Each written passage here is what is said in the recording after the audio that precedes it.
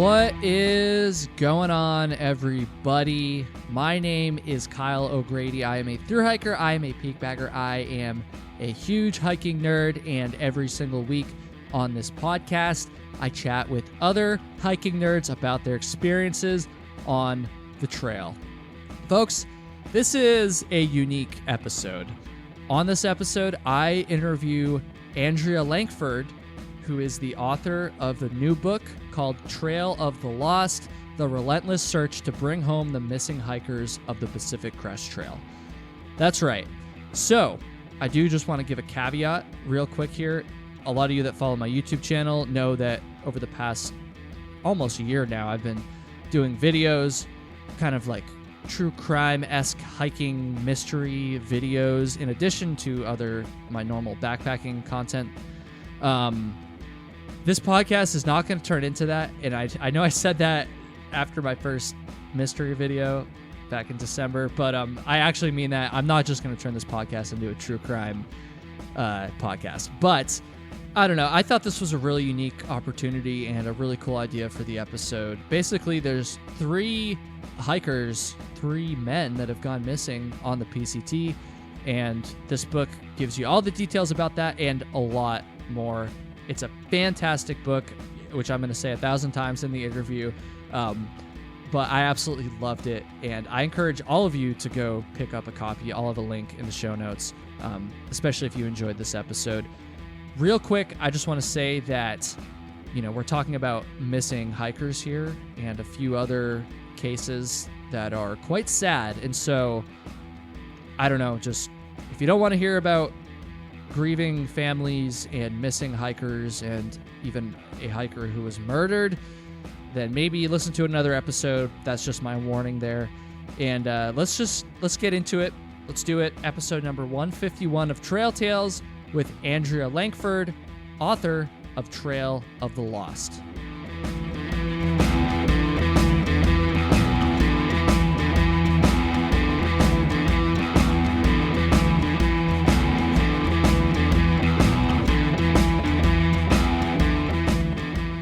Over the summer, I got an email from an author who was writing a book about missing hikers on the PCT. This author had seen my more recent YouTube videos covering some of these cases, and she reached out and offered to send me a copy of the book before it had come out yet.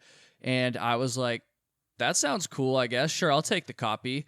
And I got it, but I didn't want to read it yet because I was planning at the end of the summer to go back out to the PCT and try to finish up the miles that I missed on my thru hike attempt last year. And so I was like, I don't know if I want to read this book and get all freaked out before my hike. So I put it off.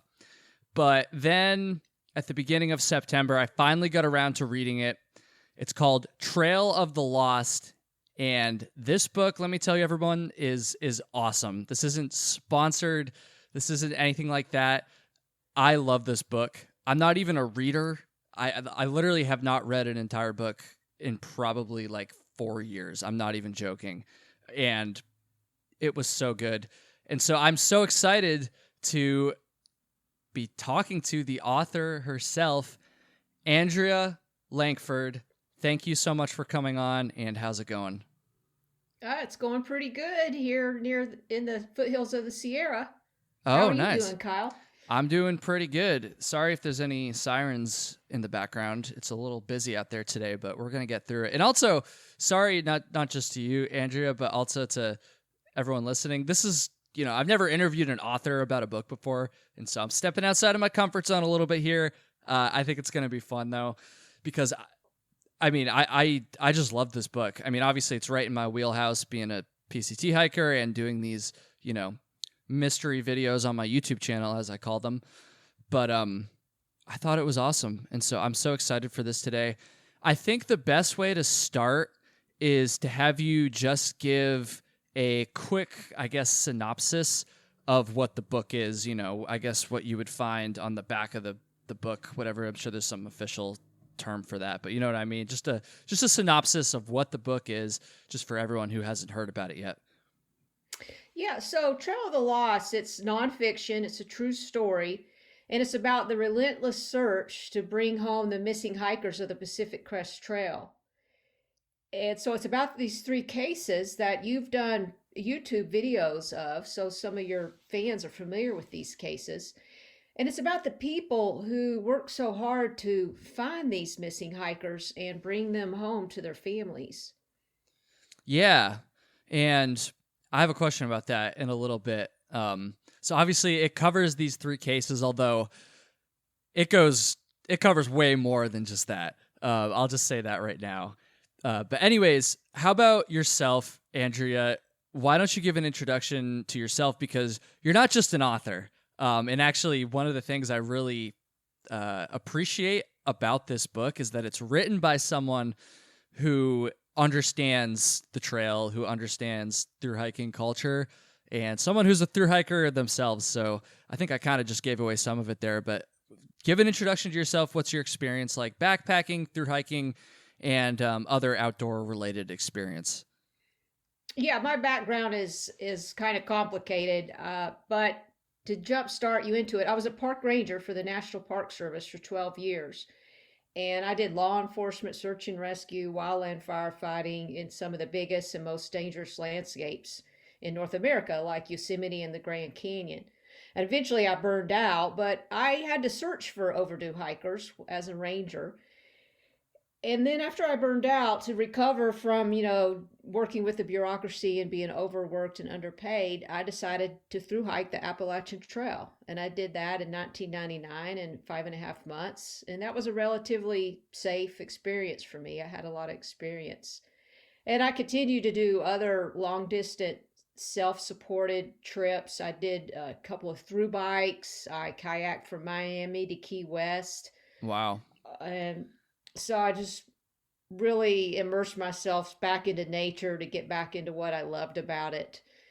Then I went back to school and became a registered nurse. And also during this time, I was writing books. One of my books that I wrote, Ranger Confidential, that's popular, is about my experience as a park ranger.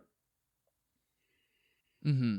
And when did the idea, I guess, actually, no, let's back up a little bit more. So you did the AT. Did you do, I know you did like the kayaking and those other things you just mentioned there a second ago. Have you done any other like long distance thru hikes specifically, like the PCT, or even something shorter, like a shorter thru hike?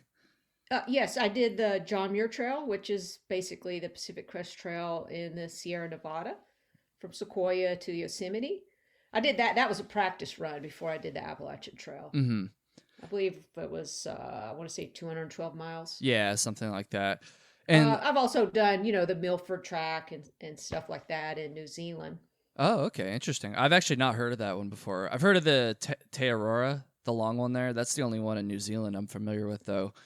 But anyways, you've obviously got a lot of experience thru hiking and backpacking, which I kind of just said this a second ago, but I don't know. I just really appreciate that. The fact that you're the person that wrote the book, not to mention the park ranger experience and a little bit of, almost law, I guess, yeah, like kind of law enforcement background and, search and rescue background.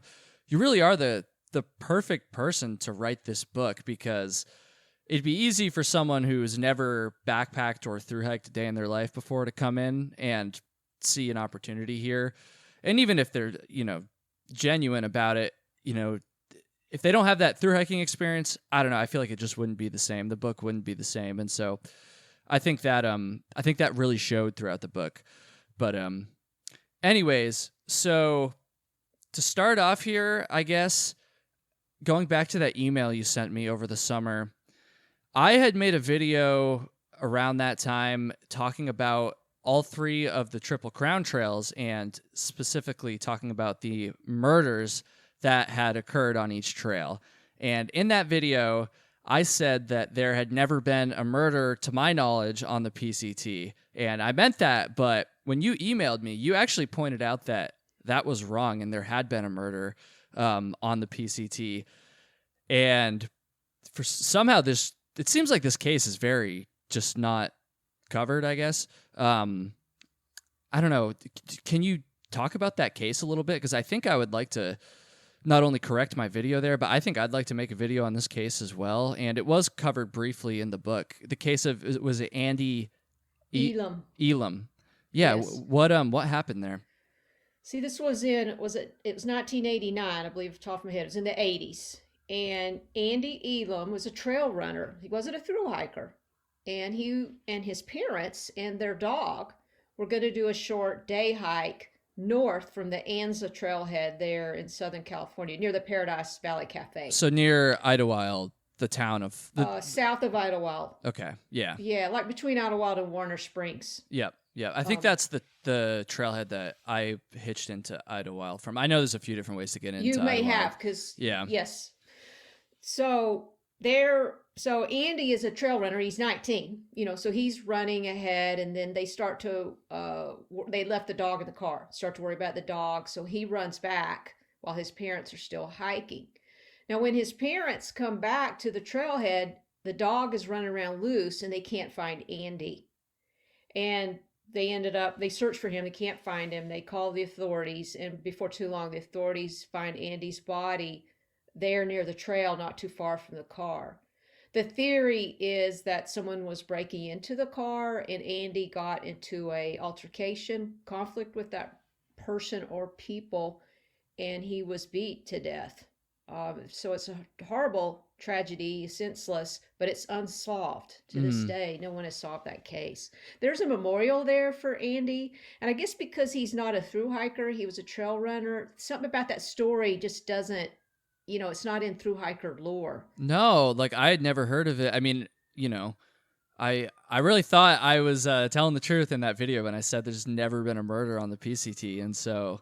And yeah, I think that does probably make sense. The fact that he wasn't a thru hiker, it's just kind of flown under the radar a little bit more. But I think I would like to do a video on that case at some point, because I just feel like, yeah, I didn't know about it. There needs to be more people need to know about it in this in the trail community. So yeah, I agree, because I was warned when I was there. They'll warn you at the Paradise Valley Cafe not to park your car up, to park it near the highway so it's visible, because people still break into cars there at that trailhead.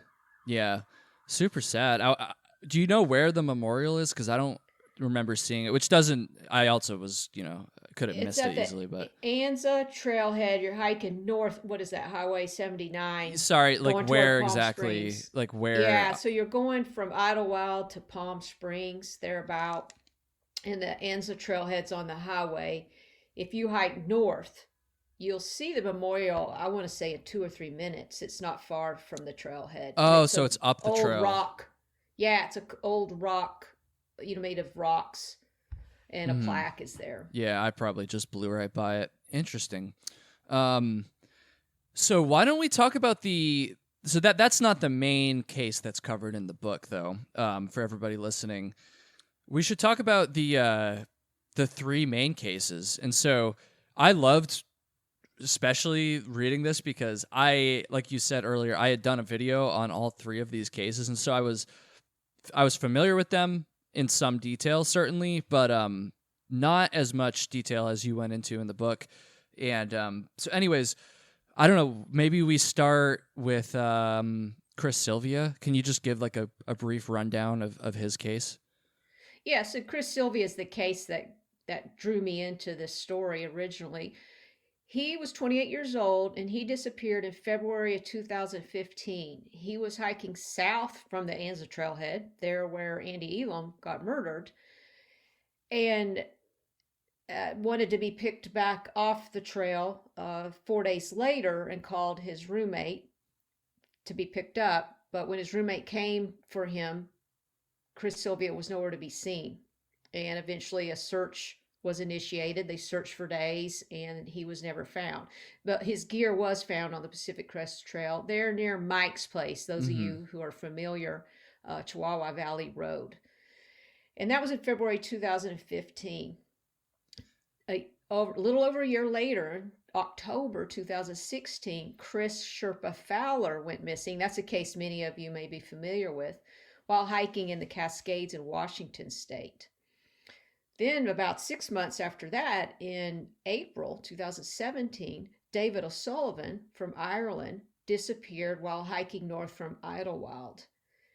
So we have all single young men, one each year, 3 years in a row, vanished Mm, from the Pacific Crest Trail. Despite significant search efforts, no one could find these men. And I call the three of them the PCT missing. yeah. Yeah. I think out of the three, I mean, they're all like quite perplexing, to be honest, and certainly all very sad. But out of the three, the one that like confuses me the most, I think, is Chris Sylvia's case, because for David O'Sullivan and Chris Fowler, we do know, or my understanding, anyways. And please, by the way, correct me if I'm wrong about any of this stuff, because you know these cases better than I do. But from what I remember from my research and from reading the book, both David O'Sullivan and Chris Fowler hiked out into conditions that were kind of dangerous in terms of, Chris Fowler hiked out and then there was a winter storm that hit shortly afterwards. And David O'Sullivan hiked out into spring conditions in the San Jacinto Mountains that were quite dangerous still. But Chris Sylvia kind of just, I don't know, like I don't understand what could have happened to him. And another thing I would encourage everyone, after you're done listening to this episode, I would Google Chris Sylvia gear. And there's this really, really creepy photo, or you can go watch my video, actually. I have the photo in the video. There's this really creepy photo of his gear just kind of laid out on the side of the trail. And that's just kind of how they found it. And he was never seen again. It's quite bizarre. I don't know. What are your thoughts on that photo or that scene of his gear being just kind of laid out on the side of the PCT with no sign of him around, or no real reason for why it was laid out like that? Yeah, as a former search investigator for the Park Service, when a hiker goes missing, you have a lot of suspects and not all of them are human. And so, as you mentioned with Fowler and O'Sullivan, there's environmental suspects that are high up on your list. But with Chris Sylvia, the weather was good when he disappeared. And when I first heard about this gear abandoned on the trail, I thought I was going to be able to solve the case, because that's a major clue. That's a major tip to where your hiker might be. Odds are they're close to that gear. But despite search efforts by the professionals and by myself, Sylvia hasn't been found. And so why is the gear there? Why is it laid out like it is? There's some spoilers. I don't want to reveal too much for those who are going to read the book, but additional items are found by me in different location. Mm-hmm. And so you're absolutely right. That case challenges me the most when trying to come up with a theory for what happened to Sylvia, or what did he do? It's super bizarre. And another reason why everyone should go read the book, by the way, especially if you've seen my video about this case, because another thing that I missed actually is that when I covered Chris's case, kind of this detail that Andrea just alluded to about a clue kind of being found is another piece of evidence that I missed in my research for that video. And so even if you're familiar with this case, you're going to get more details in the book. So speaking of... Kyle, go ahead. Real quickly, one thing I'd like to say about that is that clue that's discovered is hikers played a role. So social media and hikers play a big role in how I'm able to track down a clue. And so I'm actually kind of proud of that. And that's one tip that law enforcement needs to be aware of. When they're investigating a missing hiker case, they need to talk to hikers, to get our insights in that might help their investigation. Is that something that you've noticed that they kind of neglect, or maybe not neglect, but just fail to do for whatever reason in a lot of these cases? Yeah, I almost could say for sure with the Chris Sylvia case, this lack of understanding of thru hiker culture and manners played a role in a clue being missed. Yeah. And then, I don't know, I don't know if we should go into more detail about the clue. It sounds like maybe we should save that for those that want to read the book. But I have so many questions. This is honestly a very much a privilege to get to interview you shortly after reading this book. Let's save that a little bit for those that maybe want we to could get the do book. a episode later of spoilers after everybody's had a chance to read the book. Yeah, because I do have a lot more questions. And so I guess I'm really just hyping this book up, but so there was two main things that impressed me, or actually I guess the two biggest things that impressed me about the book anyways. Number one was Kathy Tarr, who is talked about quite a bit in the book, and we're going to talk about that. And number two was the way that you kind of weaved between the different cases and made it just seem so seamless, I guess. And I could see that being challenging. And so I kind of want to talk about both these things. So starting with Kathy Tarr. Kathy Tarr plays a major role in this book, and it almost seemed in a way to me that like this book wasn't just about the three cases, but it was actually a lot about Kathy's journey and Kathy's role in trying to solve them, as well as your role. And so can you just explain who Kathy Tarr is and what role does she play in the book? So when I started investigating into the Chris Sylvia's disappearance, I joined the Facebook hiker groups and also the Facebook missing hiker groups. And I joined the Bring Chris Sherpa Fowler Home Facebook group run by Sally Fowler, Chris's stepmom.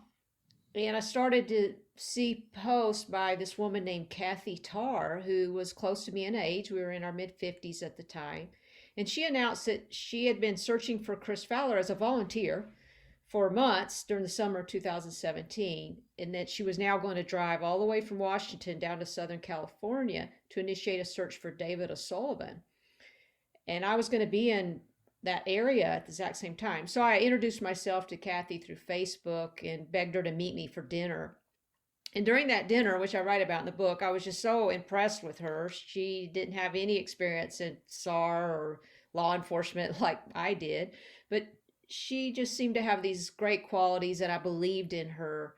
And you could say that's where the book started, was when I met Kathy, because I saw that there was this whole other world of, it just takes Trail Angel to a whole nother level as these people who want to help the families of missing hikers bring their loved one home. And so I was just hooked. And that's when I started researching the book. And Kathy introduced me to Sally Fowler, and she's also a major character in Trail of the Lost. Yeah. And I've had the pleasure of speaking with both Kathy and Sally. They both, like when I did the video on Chris Fowler, Sally helped me so much. That was the first time that I had ever directly communicated with a victim, with the stepmom of the gentleman I was making a video about, of the case I was covering in this video. And so I was a little bit like, I don't know, like this could be awkward or weird, and like I don't want to say the wrong thing, but she was so helpful, and she was incredibly grateful that I was giving her stepson's story more attention, and she was awesome. I was asking her all these nitty gritty detailed questions about honestly a lot of things that probably she only or would know, and she was so helpful. And then when I did my video on David O'Sullivan, Kathy Tarr was the person I talked to there, because she's kind of like I don't know if you want to say the representative of his case, because O'Sullivan's parents, he's from Ireland, and so they're a little bit further away and a little bit quieter, perhaps it sounds like. I don't know. I guess you would know probably better than I would on that. I'm sure you've talked to them before. Yeah, the O'Sullivans are great people. I would say they're a little shyer than Sally Fowler, but they've done some media interviews, and it's really good, Kyle, that you contacted Sally these family members, they're just like us who have found themselves in a horrible situation. And so if it's approach doing a story about them or their missing loved one with compassion, and you're straightforward and transparent about what your intentions are, they're going to appreciate that. Hmm. So you did the right thing. My hat's off to you too, including Sally in your video. I appreciate that. I always try to reach out to somebody before I do a video. Unfortunately, it's not always successful. Like, not that no one's ever said no. I'm not always able to reach them. But I always try. And those that I have been able to get in contact with, like for Chris's video, I reached out to his brother, and his brother was super down and helped me out. And so, in a lot of these, every single time I have been able to, reach out and connect with somebody before I do a video, usually a family member, they're always like super appreciative.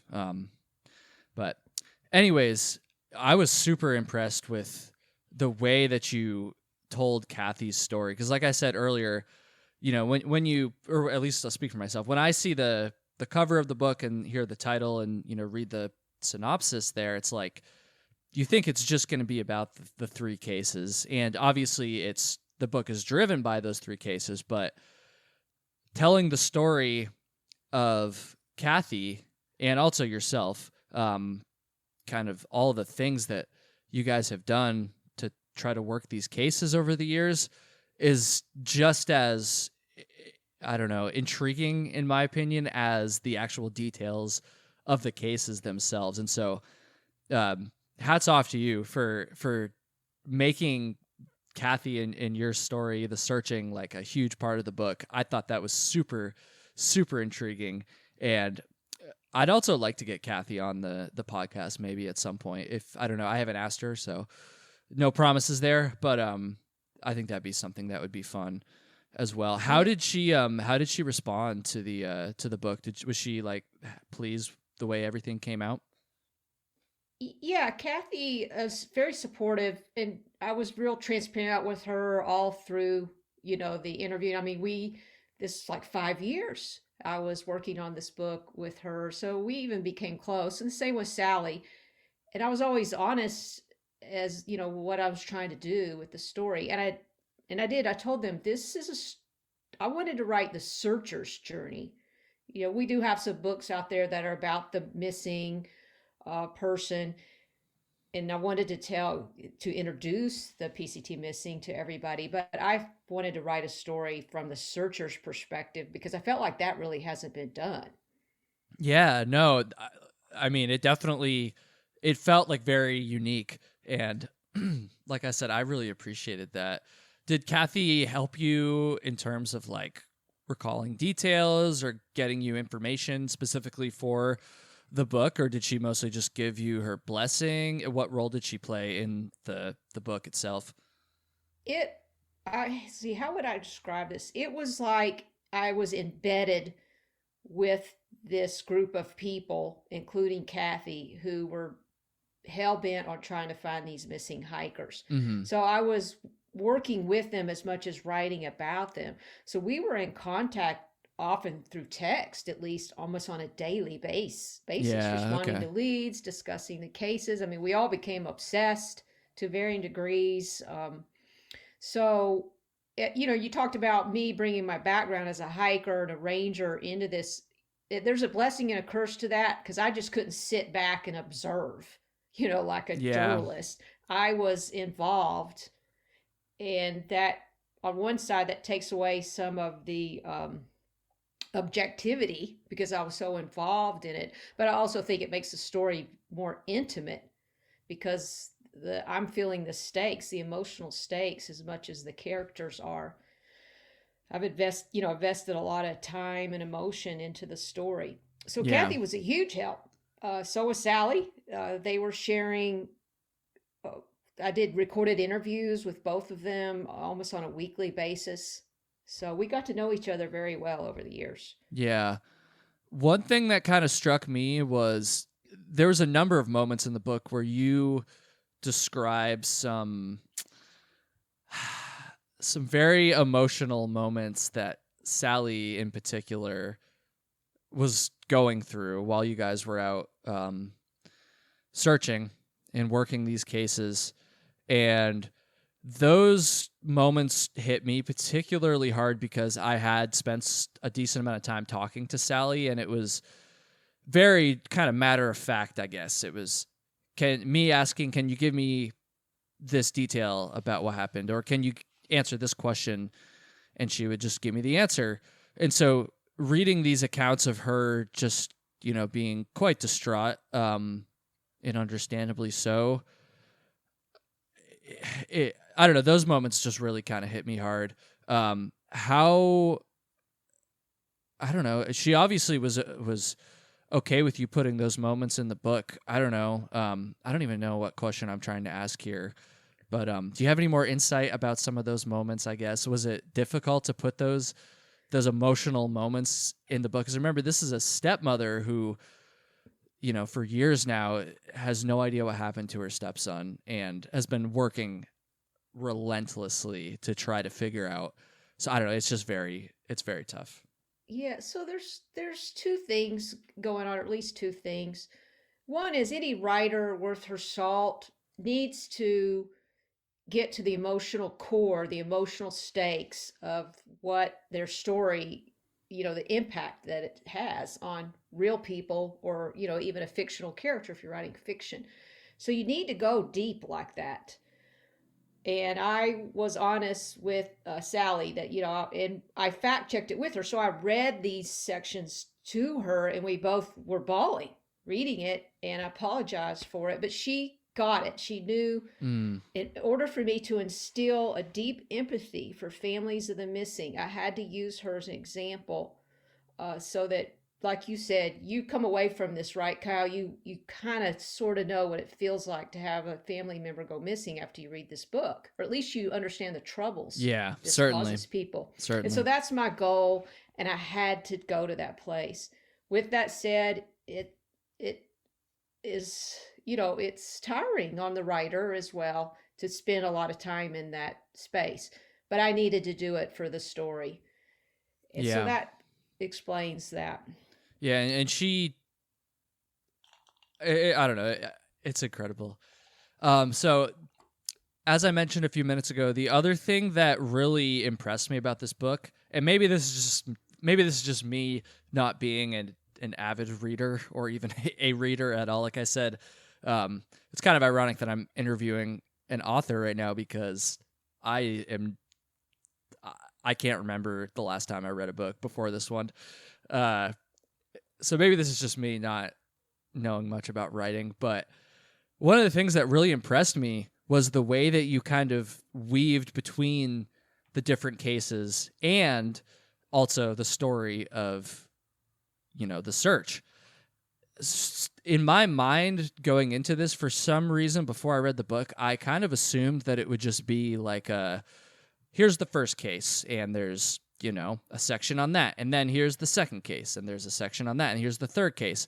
And I think there's other books out there about various hiking, missing hikers or hiking tragedies. I'm thinking of ones in like the Northeast particularly that kind of follow that model of just like bam, bam, bam, case, case, case. But that's not what this book was like. I mean, you pretty much just weave, like I said, weave between the cases, and it all flows so well. And so, I don't know, that just really impressed me. I guess my question is, how difficult, and again, maybe this is a dumb question to be asking an author, but how difficult was it to make all those cases connect well throughout the book? I don't know. Yeah. I'm having a hard time asking that, but does that make sense? I get where you're going. Yeah, I get where you're going. I mean, first off, Kyle, welcome to the world of book nerds. You're appreciating a story and story structure, and it takes a lot of work. And I realize this story challenges readers. It challenged me, but I wanted this story to be a journey. It was a journey in real life, and I wanted the reader to be on this journey with us. So it's mostly a chronologically told story, but it is structured in a way that you're learning things as we, the characters, learn them. And so it does please me to hear that, especially a non-reader, was able to go on that journey and go along for the ride and enjoy the way it was written. Absolutely. And I don't know, there's just so many different details with each case.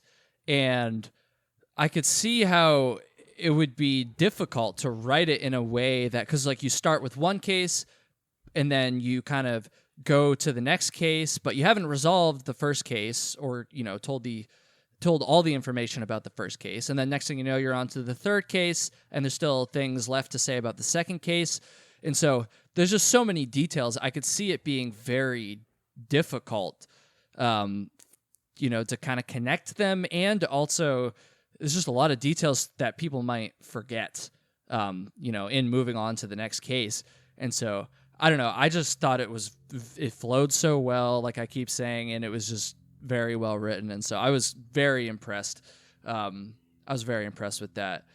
And so speaking of kind of the writing process a little bit, if you will, and I kind of alluded to this at the beginning of the episode, but how do you think that your personal experience as a thru hiker affected both your work on these cases? Let's start there. How do you think your personal experience as a thru hiker affected the work that you did on these cases? I think I understood the world and the language. A journalist coming in would understand all the thru hiker language and culture, whereas I, came into it understanding that stuff. Like I knew what a hiker box was, for example, which plays a role in one of the clues being found. And I knew, how to maybe talk to thru hikers, so they would not see me as an outsider. So I think maybe that helped me with the interviews. I also think my background as a ranger, I could talk to law enforcement. And I believe as a nurse, that background played a big role too, because I have experience being around people who are dealing with a crisis, emotional or physical crisis. And so I can sit in that space and not be intimidated about that. I mean, it's work for all of us, because it feels uncomfortable, but I was able to do that with ease. Yeah, that makes a lot of sense. And then the second part of my question there was going to be, how do you think your experience as a thru hiker affected the way that you wrote the book specifically or worked on the book, if that makes sense? Yeah, I think it affected how I see the background of the trail. When I hiked that Appalachia Trail in 1999, we didn't carry cell phones. In fact, if you carried a cell phone, that was seen as a bad thing. Now, I would recommend everybody have a smartphone on the trail because you might need it for safety, right? Isn't that so weird how it went from, even back when I was first getting into hiking, which was, 2012, 2013, even back then, I feel like there was still a little bit of a stigma, maybe not about carrying a cell phone, but about using it while you were on trail. And then here we are now, it's, 10 years later and everyone's constantly using their phones for navigation and all this. That's, sorry, kind of an aside there, but that's kind of, isn't that weird? I don't know. I think it is weird, but that's an example of the perspective, because I'm 59, I'm older, I've watched these changes.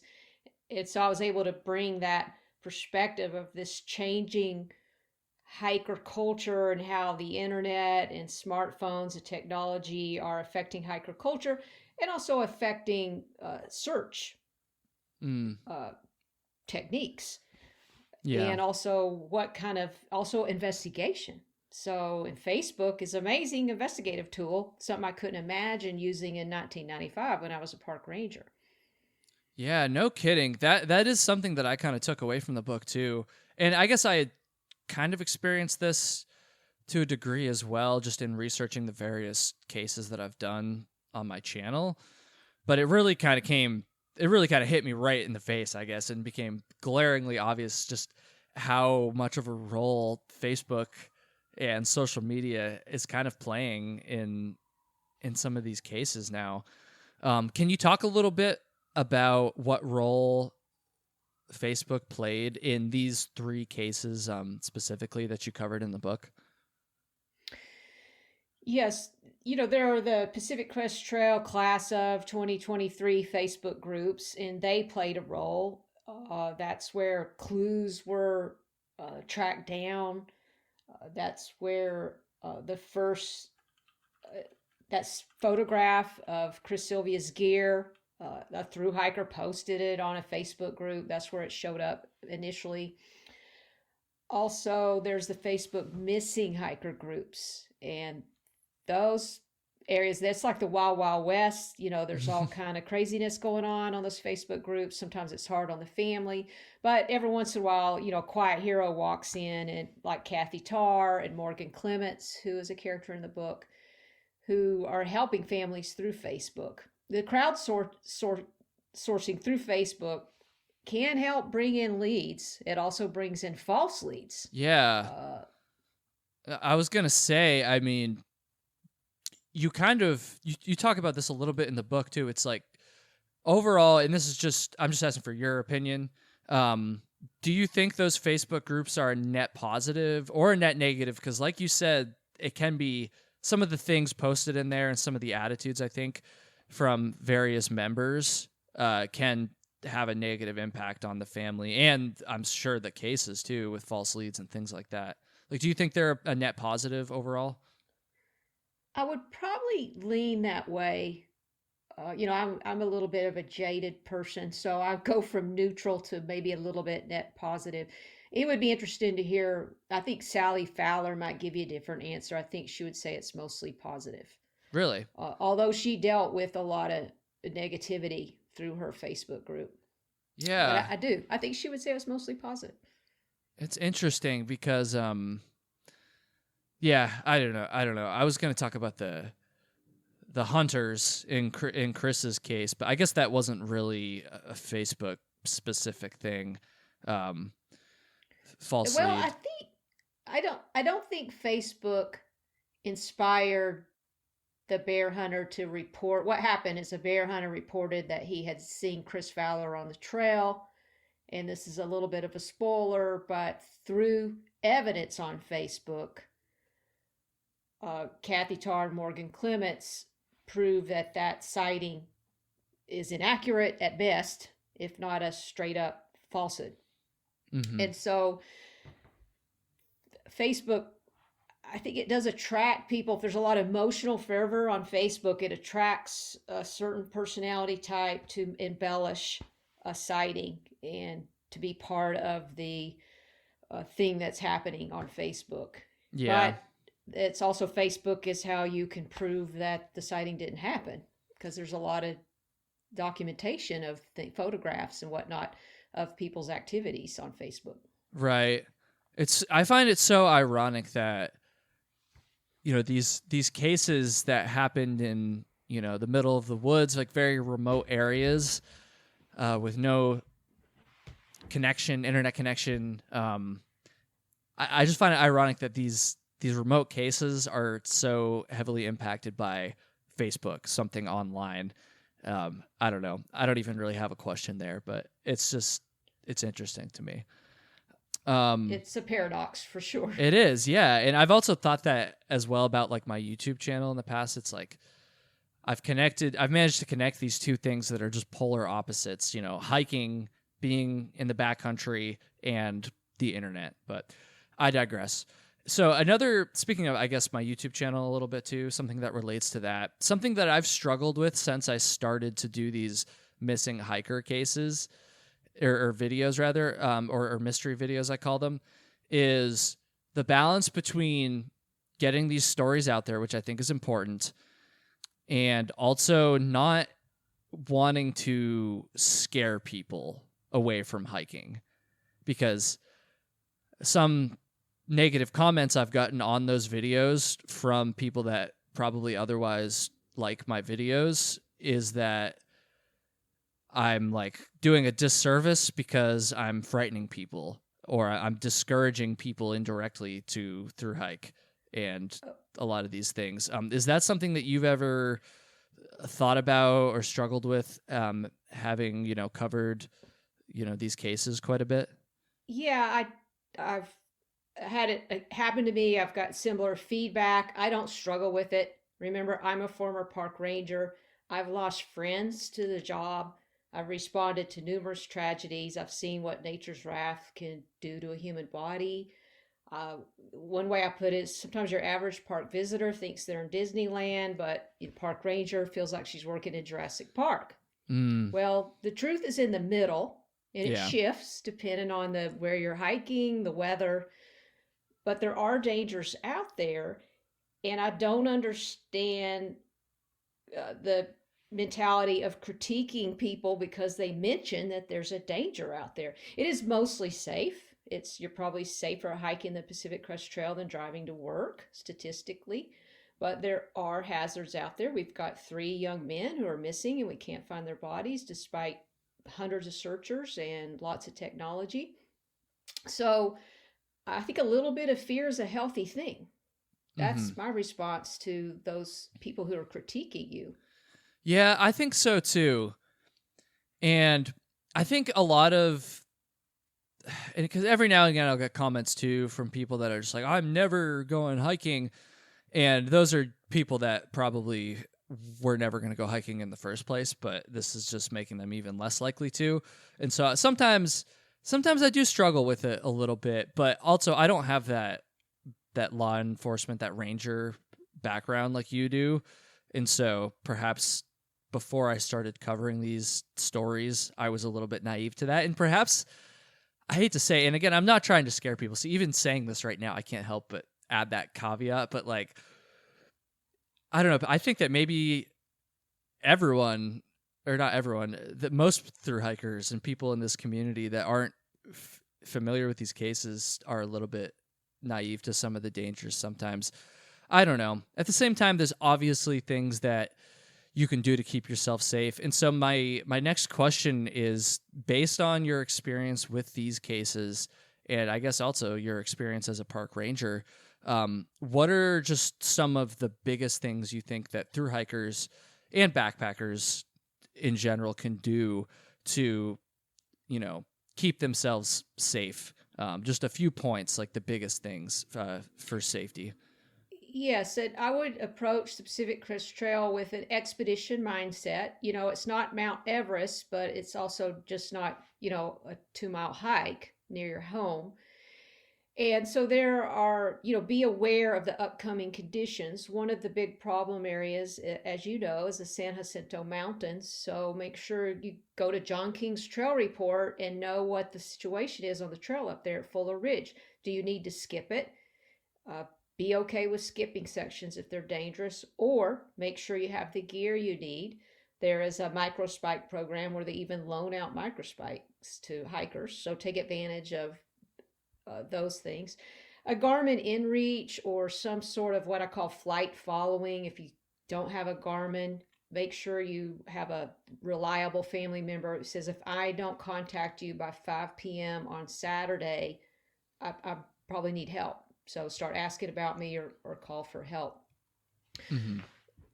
Those are a few just right off the bat that I Yeah. could bring up. Yeah. You mentioned the San Jacintos there, and obviously David O'Sullivan's disappearance happened. Happened there. It seems like the San Jacintos are one of the more dangerous parts of the PCT. I mean, just off the top of my head, I can think of 3 cases of people, of thru hikers, dying there, or I guess, assuming O'Sullivan, something happened and he's still Yeah. out there somewhere, obviously. His case, Trevor Lauer's case in 2020, I believe. And it was a few years ago now, but I spoke to Trevor's father, Doug, and we did an episode on here. And then John Donovan, another PCT thru hiker, and who died in the San Jacintos. And it seems like it's usually early season people who maybe, and I hate to, I'm not trying to blame the victims in any sort of way here, but I hope people will understand where I'm coming from when I say that, those 3 cases in particular, it seems like it was people who kind of underestimated the spring conditions, the snow up at elevation there. I don't know. Would you agree that the San Jacintos, for thru hikers in particular, seem like definitely one of the more dangerous areas of the PCT that should not be underestimated? Yes, I think part of it is, they're coming up from the Southern California desert, and the San Jacintos are their first taste of what they're going to experience in the High Sierra, and people aren't always ready for that. They're not expecting it, so if you don't pay attention to what the conditions are, you get up there over your head real quick, and this could happen even to an experienced hiker Oh, if yeah. you don't have the gear you need for the conditions on the trail. And there are just so people understand, there are some steep slopes that stay covered with snow late into the year, into April, easily sometimes into May, and it turns to ice. And so it's a slip and slide, but if you slide off of there, you can slide all the way to your death. It's exposed in places. So this is life or death situation sometimes on San Jacinto. So yeah, it's not something to take lightly. No, and I hate to say it, but even myself, I didn't know anything about it before my thru hike. And to be fair, I started in mid-May, and so there was no snow for me at all going through there. But I do remember getting up there, because for reference, everybody, this section of the trail is about 160 miles in, I want to say, so pretty early on. And like you just said there, before this, you're hiking just through like straight up desert conditions. And this is the first time, the San Jacintos are the first time that you're going to really get up at elevation.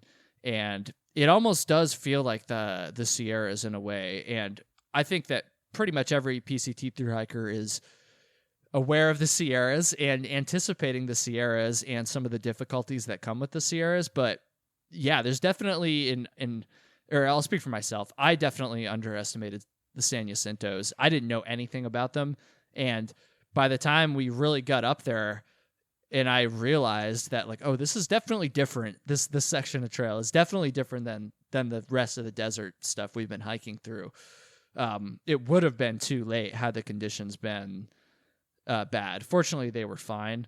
And I'd like to think I'm competent enough that I would have known if they hadn't been, but I don't know. It's easy to underestimate this section. So definitely if you're going to be hiking the PCT in the future, especially if you're going to be starting relatively early or if it's a high snow year or both, be aware of the San Jacintos. We are getting towards the end of the episode now. So this is Trail Tales. Everybody that listens to the show knows what we do at the end of these episodes. We're going to share a story. Well, I guess I'm not going to share it. Andrea's going to share it. And so I have no idea what story she's going to share. I told her she could do one from the AT or any other backpacking experience or her park ranger experience or her experience working these cases that are covered in Trail of the Lost. So without further ado, Andrea, what do you have for us today?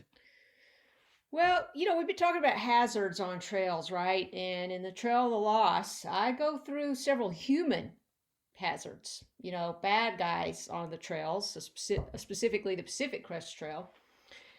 And that applies to other long distance trails as well. But, on the trail, things aren't always what they seem. Appearances can be deceiving. The rumors you hear are often false. But the story I'm going to tell you about this didn't happen on a trail, Kyle. It happened on a road. So Okay. I hope you're going to be okay with that. Sure. But this was a very remote and rugged road in Alaska. It's called the Dalton Highway. You heard of it? I have heard of it, actually. That's the one that runs basically the entire length of the state, right? Not quite that, but it runs 414 miles just north of Fairbanks, all the way to the Arctic Ocean at Prudhoe Bay. It's one of the most northernmost roads in the world. From Fairbanks up to the Arctic Ocean, Prudhoe Bay, the oil fields. Is that where Barrow is? No, Barrow is of something even else. more remote. You have to get an airplane to go to Barrow. I've heard of Barrow before.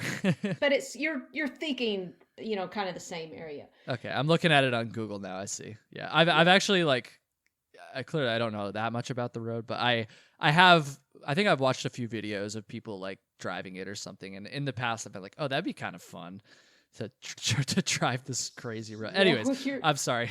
yeah, well, you're right there with me. So they also call it the haul road because it's gravel, it's rough, and it's mostly semi trucks driving back and forth hauling equipment and gear and food to support the oil workers up at Prudhoe Bay and also the Alaska pipeline. And in the early 2000s, I got the bright idea that I was going to through bike this road. Self supported. You know, a through bike is like a through hike, except you got panniers on your mountain bike. And Hmm. so I talked a girlfriend into doing this with me. And when we're gearing up in Fairbanks, we're starting to hear a lot of rumors, and a lot of people were warning us. And they told us that these truck drivers, these semi truck drivers, they are mean as could be. They think that road is just for them, and they are not going to like it one bit that two girls are out there bicycling on their road. Mm. So we're like, okay. So we get up there, and about 5 days into this 400 plus mile journey, I'm coasting down a hill. I'm heading northbound, and I see a semi coming at me the opposite direction, heading south. And I'm coasting down the hill. And once he gets his eyes on me, he brakes. And I know he's slamming on the brakes because I see that trailer fishtailing in the back. It's sending up gravel and dust. And I'm pedaling up toward the semi truck now. And I'm like, oh boy, this is one of those truckers. This is trouble. What's going to happen? So I'm biking up by him, and he says, hey, come over here. So I get off my bike and walk my bike up to him. He says, I want to give you something. And he shoves out this white rectangular box at me. And I'm like, what's in the box? And I kind of lift up the box. And you know what's in there, Kyle? What? Donuts. Donuts. Fresh donuts. That doesn't sound so Says, bad. have these. So a through biker is like a through hiker, right? My girlfriend's caught up to me now. We're shoving these donuts down our face, as fast as we could eat them. He sees how hungry we are. He's grabbing candy out of his stash. He's a big, burly bear of a guy, and he's missing some teeth, and he's giving us his candy. And he says, you girls keep on biking. You are awesome. So that's when it just became clear. You'll hear all these warnings about the trail. Not all of them are true. I think once most people, to get past the idea that maybe you're a threat to them, that most people are trail angels at heart. They want to help you in your journey. So that's kind of my happy ending story to end off this episode about Trail of the Lost. Yeah, I think that's I've never heard anyone phrase it quite like that. Like, most people are trail angels at heart. That's something I'm going to remember for sure. Thank you for sharing that. Is there anything else about the book, or really anything at all, that you want to share before we go here? Just if you want to stay connected to these cases, you can join the Facebook group Missing from the Pacific Crest Trail, or join the Fowler Sullivan Foundation Facebook group, or Sally's Facebook group is real active. Bring Chris Sherpa Fowler home. And that way you can be connected to updates, or if you see anything you want to report. Yeah, definitely. And I don't know, maybe this is a stupid question again, because I'm not a reader, but where can people go to pick up the book? It should be just about anywhere, about any bookstore, anything online. So go to your favorite bookstore. You should be able to order it. Awesome. I'm assuming it's on Amazon, right, too, right? It is on Amazon, and I'll brag a little bit. It did make the New York Times bestseller list. Nice. Congratulations. I think it's well deserved. I'll have a link to it in the show notes as well then, folks. And I think that's going to do it. Yeah. Thank you so much for coming on. Hopefully I did okay with interviewing an author. And once again, everyone, this isn't sponsored. I didn't have to do this episode. I genuinely love this book. You could probably tell. You could hopefully tell. And I really encourage anyone, especially if you're into like my mystery videos on my YouTube channel, or like true crime-esque things like that, or search and rescue, or even if you're just a thru hiker, definitely go pick it up. It's well worth it in my opinion. And Andrea, thank you so much for coming on. It was a pleasure, Kyle. Keep up the good work. Will do. And thank you everyone for listening. I'll see you again next week.